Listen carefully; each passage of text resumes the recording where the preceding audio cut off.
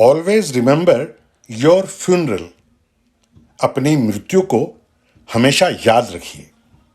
बहनों और भाइयों, अगर मैं ये कहूँ ऑलवेज रिमेंबर योर फ्यूनरल, या कहूँ कि अपनी मृत्यु को हमेशा याद रखिए, तो बहुत से लोगों को ये बहुत अटपटा लगेगा और हो सकता है कि वो लोग इस बारे में कुछ सुनना या बात करना भी पसंद ना करें, क्योंकि वो लोग मृत्यु को या डेथ को नेगेटिविटी का थॉट मानते हैं। वो लोग डेथ की जगह लाइफ की बात करना चाहते हैं। कुछ हद तक उनका सोचना सही भी है, लेकिन अगर हम थोड़ा गंभीरता से सोचें, डेथ के बजाय हम कौन से जीवन की बात करना चाहते हैं? वो जीवन जो लालच से भरा है और जिस लालच के कारण हम ना जाने कितने अनैतिक कार्य करते हैं। क्या हम उस जीवन की बात करते हैं जहां हम सोसाइटी एट लार्ज के साथ लविंग रिलेशंस और भाईचारा की बात तो छोड़िए, अपने ब्लड रिलेशंस के साथ भी अच्छे रिलेशंस मेंटेन नहीं कर पाते। वृद्धावस्था हो जाने पर अपने माता पिता को शेल्टर होम्स में भर्ती कराने पर हमें लज्जा का बोध नहीं होता। सेल्फिश होने की प्रवृत्ति होने के कारण समाज को कुछ देने के बजाय समाज का किस तरह से फायदा उठाया जाए, इस बात पर अपनी शक्तियों का प्रयोग करने में लगे रहते हैं। मृत्यु की बात ना कर हम कौन से जीवन की बात करना चाहते हैं, जहां अपने को सर्वश्रेष्ठ साबित करने के लिए कमजोर लोगों का हक मारकर उनको तुच्छ या छोटा साबित करने में अपने को गर्वित महसूस करते हैं।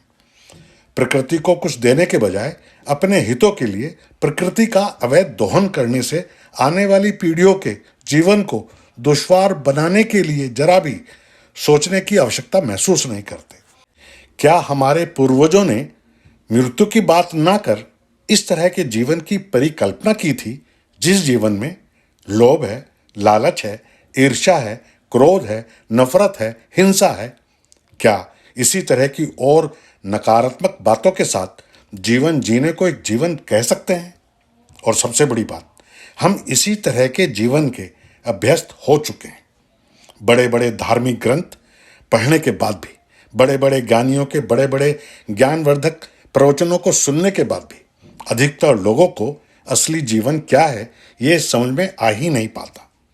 अगर उन लोगों को ये पता चल जाए कि मृत्यु में ही जीवन छिपा है, उन्हें अगर ये याद रहे कि उनके अंतिम संस्कार के वक्त उनके रिश्तेदार, उनके परिचित मरने वाले के पूरे जीवन पर तबसरा करेंगे, तो वो अपने जीवन में अच्छे अच्छे कार्य करने के लिए प्रेरित होंगे और उनको मृत्यु एक नेगेटिविटी ना लगकर जीवन का सबसे बड़ा सत्य, या कहिए कि लाइफ का अल्टीमेट ट्रुथ नजर आ जाएगा।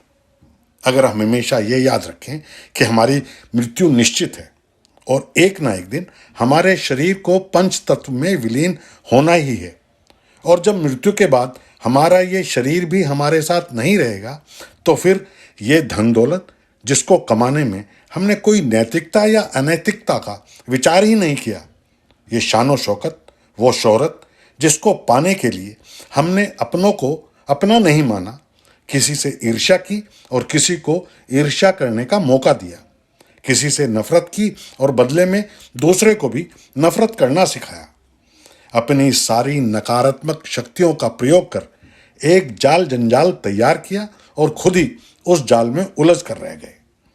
हमारे जीवन में ऐसे बहुत से उदाहरण मिल जाते हैं जो हमें सोचने के लिए मजबूर कर देते हैं। एक कॉमन फ्रेंड की फ्यूनरल में एक सज्जन ने दूसरे सज्जन से पूछा, कितना छोड़ गया? दूसरे सज्जन ने जवाब दिया, सब कुछ यहीं छोड़ गया। जो चीजें हमारी हैं ही नहीं, उनको इकट्ठा करने में इतना पागलपन। वर्षों पहले एक बिजनेस एसोसिएट, जिनकी दिल्ली में 3 फैक्ट्रीज और भगीरथ पैलेस जैसे मार्केट में एक बड़ा शोरूम था, उनके साथ उनके ऑफिस में लंच कर रहा था। बातचीत में पता चला कि वो 25 साल पहले आकर दिल्ली में बसे थे और इन पिछले 25 सालों में वो कभी भी दिल्ली से बाहर नहीं गए। तो मैं सोच रहा था कि क्या वो पैसा कमाने को ही जीवन मानते हैं?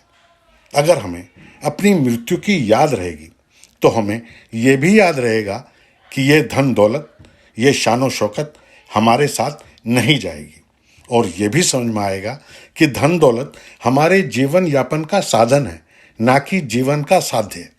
अगर हमें हमारी मृत्यु याद रहेगी, हमारे दिल में नफरत की जगह प्यार होगा, ईर्ष्या की जगह दूसरों के प्रति सद्भावना रहेगी। अगर मृत्यु का बोध हमेशा हमारे जहन में होगा तो फिर क्रोध की जगह क्षमा हमारे हृदय में रहेगी और हम मृत्यु से डरकर नहीं बल्कि एक यात्रा का अंतिम पड़ाव मानकर उस जीवन यात्रा को एक सहज, सरल, हैप्पी लाइफ जीते हुए अपने जीवन के लक्ष्यों को पहचान कर उन्हें पूरा करने में सफल होंगे। आपकी मंगलमय जीवन यात्रा की प्रार्थना के साथ बस इतना ही। अगर ये वीडियो अच्छी लगी हो तो प्लीज़ लाइक एंड शेयर कीजिए और चैनल सब्सक्राइब ना किया हो तो प्लीज़ चैनल सब्सक्राइब करना ना भूलें। धन्यवाद।